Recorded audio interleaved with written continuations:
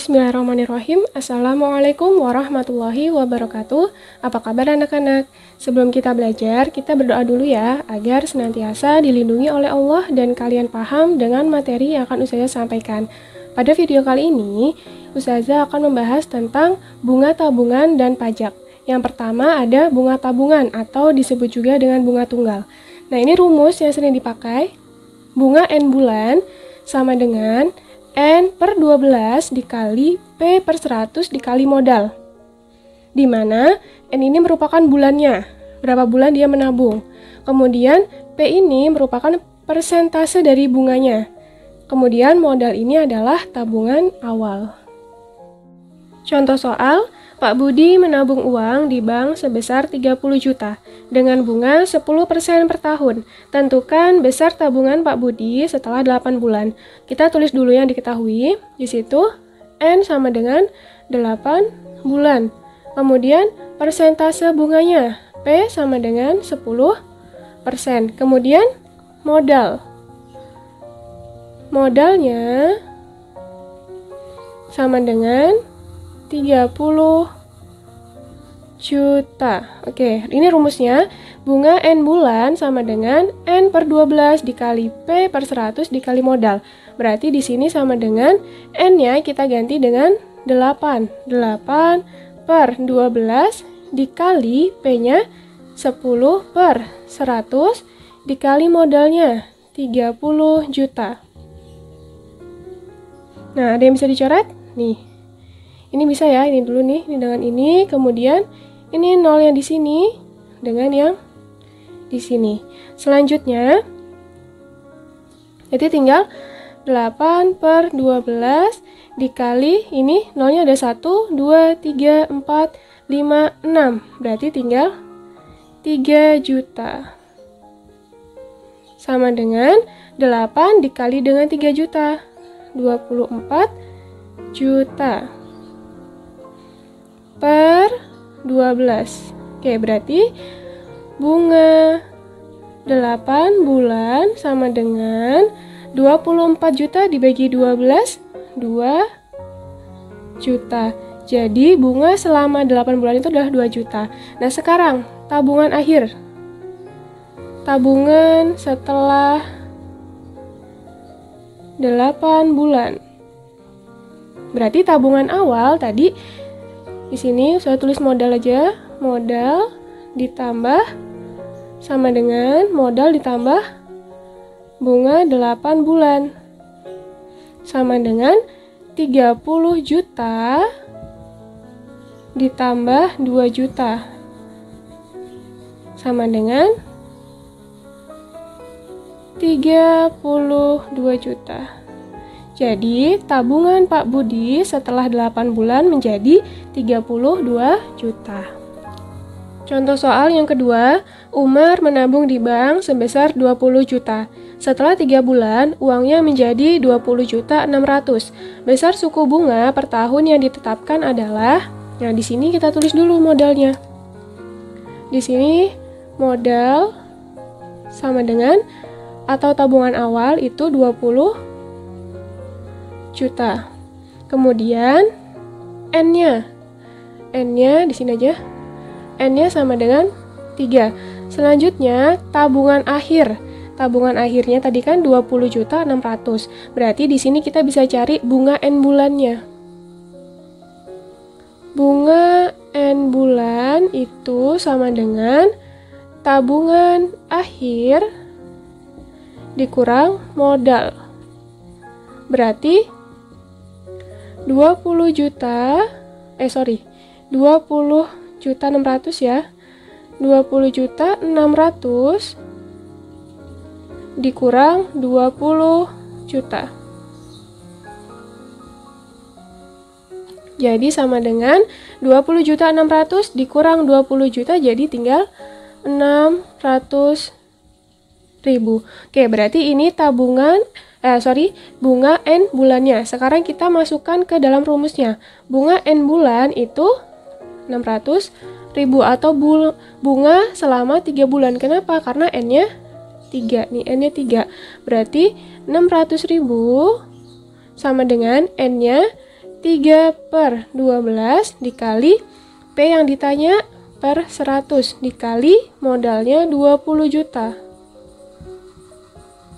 Oke, ini kita coret.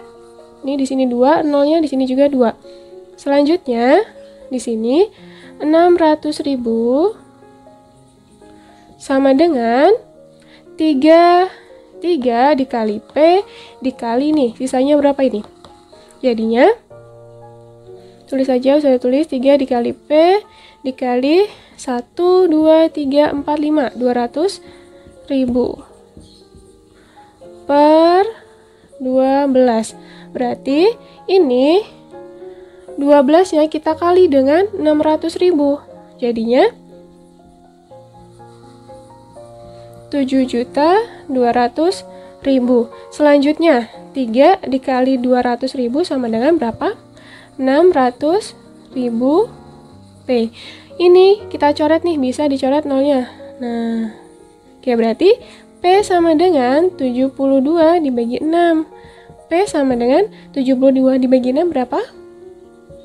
12%. Jadi, bunga yang ditetapkan itu adalah 12%. Contoh soal yang nomor 3, Astri menabung di bank andalan sebesar 1.200.000 dengan mendapat bunga 11% setahun. Setelah jangka waktu tertentu, ia memperoleh bunga sebesar 77.000. Lama Astri menabung di bank tersebut adalah, kita tulis dulu yang diketahui. Yang pertama, modal. Modalnya atau tabungan awalnya adalah 1.200.000. Selanjutnya, persentase bunganya. P sama dengan 11%. Selanjutnya, bunga N bulan sama dengan 77.000. 77.000.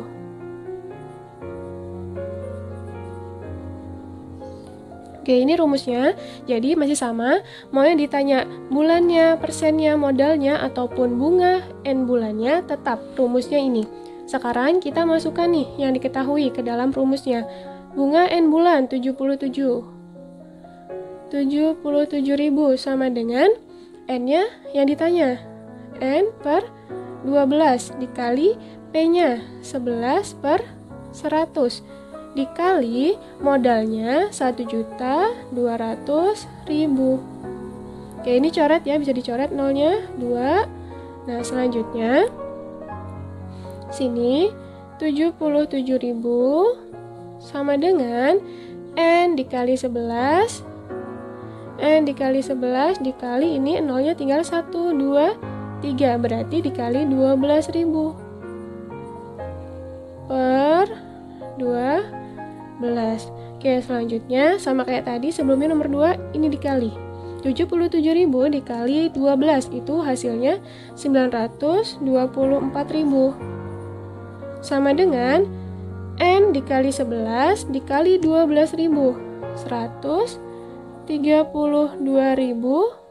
N. Ini bisa kita coret sama-sama ya, nolnya 3, di sini juga 3. Berarti N sama dengan 924 dibagi 132 sama dengan N-nya 7 bulan. Jadi, Astri menabung di bank tersebut selama 7 bulan. Selanjutnya adalah angsuran. Angsuran adalah cicilan yang dibayarkan sampai waktu tertentu. Rumusnya, besaran angsuran sama dengan besar pinjaman ditambah bunga N bulan dibagi N, di mana N ini adalah bulannya. Contoh soal, Arya meminjam uang di koperasi sebesar 400.000 dengan bunga 15% per tahun. Jika lama meminjam 5 bulan, besar angsuran yang dibayar setiap bulan adalah, kita tulis dulu yang diketahui. Yang pertama ada modal atau pinjaman awalnya, yaitu 400.000. Selanjutnya ada P-nya atau persennya. Persen bunganya itu adalah 15%. Kemudian apalagi N-nya atau bulannya, di situ ada 5 bulan. Selanjutnya kita masukkan ini yang udah kita ketahui ke dalam rumusnya. N-nya 5/12 dikali P-nya 15/100 dikali 400.000. Ini bisa kita coret nih. Nolnya 2 sama dengan 5 dikali 15 dikali 4.000 itu hasilnya 300.000 per 12. 300.000 dibagi 12 adalah 25.000. Jadi, bunga selama 5 bulan adalah 25.000. Selanjutnya, biaya angsuran yang harus dibayar berapa? Pinjamannya tadi berapa? 400.000. Ditambah bunganya selama 5 bulan, 25.000 per N-nya. N-nya berapa? 5.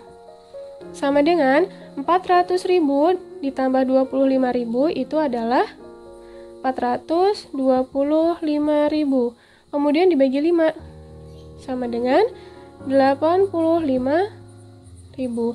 Jadi besar angsurannya adalah 85.000 per bulan. Oke.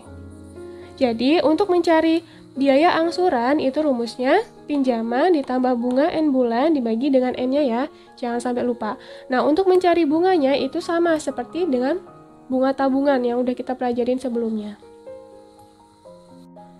Selanjutnya adalah pajak. Pada video kali ini, Ustazah akan membahas pajak penghasilan atau disingkat dengan PPh dan pajak pertambahan nilai atau disingkat dengan PPN. Yang pertama yang Ustazah bahas adalah PPh. PPh adalah pajak yang diambil dari penghasilan sehingga menyebabkan penghasilan berkurang. PPh rumusnya adalah persentase PPh dikali penghasilan yang diperoleh. Untuk lebih paham, coba kita kerjakan contoh soal ya. Yang pertama, Paman memperoleh gaji sebulan sebesar 1.450.000 dengan penghasilan tidak kena pajaknya adalah 360.000. Jika besar PPh adalah 10%, berapakah gaji yang diterima Paman dalam sebulan? Nah, di sini kita tulis yang diketahui dulu. Ini gaji Paman ya, gaji awalnya adalah 1.450.000. Kemudian penghasilan yang tidak kena pajak, ini gaji tidak kena pajak, itu adalah 360.000. Kemudian persentase pajaknya atau PPh. Di sini saya tulis PPh sama dengan 10%. Berarti kita harus cari tahu dulu nih besar penghasilan yang kena pajaknya. Berarti 1.450 dikurang penghasilan yang tidak kena pajaknya 360.000 sama dengan 1.450.000 dikurang 360.000 adalah 1.090.000. Nah, ini baru bisa kita hitung nih besar PPh-nya. Sini rumusnya P/100 atau persentase PPh-nya dikali dengan penghasilannya. P-nya tadi ya 10/100 dikali penghasilannya berapa? Pakai yang ini ya. 1.090.000. Jadi PPh-nya sama dengan ini, kita coret nih nolnya ya, bisa nih kita coret 2. Oke. Jadi PPh-nya adalah 10 dikali 10.900. Jadi sama dengan 109.000. Berarti gaji Paman setelah dipotong PPh sama dengan 1.450.000 dikurang 109.000 sama dengan 1.341.000. Berarti gaji yang diperoleh Paman adalah 1.341.000. Yang kedua adalah PPN. PPN adalah pajak yang dikenakan pada setiap transaksi jual beli sehingga menyebabkan harga barang bertambah. PPN rumusnya adalah persentase PPN dikali harga barang. Contoh soal, ibu membeli laptop seharga 4.600.000 dan dikenakan PPN 10%. Berapa rupiah yang harus ibu bayar? Berarti kita tulis dulu harga laptop. Laptop harganya 4.600.000. Kemudian persentase PPN-nya sama dengan 10%. Ini rumusnya, PPN sama dengan persentasenya P/100 dikali harga barang. Kita masukkan nilai yang sudah diketahui. P-nya 10/100 dikali 4.600.000. Ini bisa kita coret 2 nolnya, kemudian 10 dikali ini berapa? 46.000. Sama dengan 10 dikali 46.000 itu adalah 460.000. Jadi, harga laptop menjadi 4.600.000 ditambah dengan PPN-nya 460.000. Sama dengan 5.060.000. Jadi setelah ditambah dengan PPN-nya, itu harga laptopnya menjadi 5.060.000. Sekian materi pada video kali ini. Ustazah akhiri. Wassalamualaikum warahmatullahi wabarakatuh.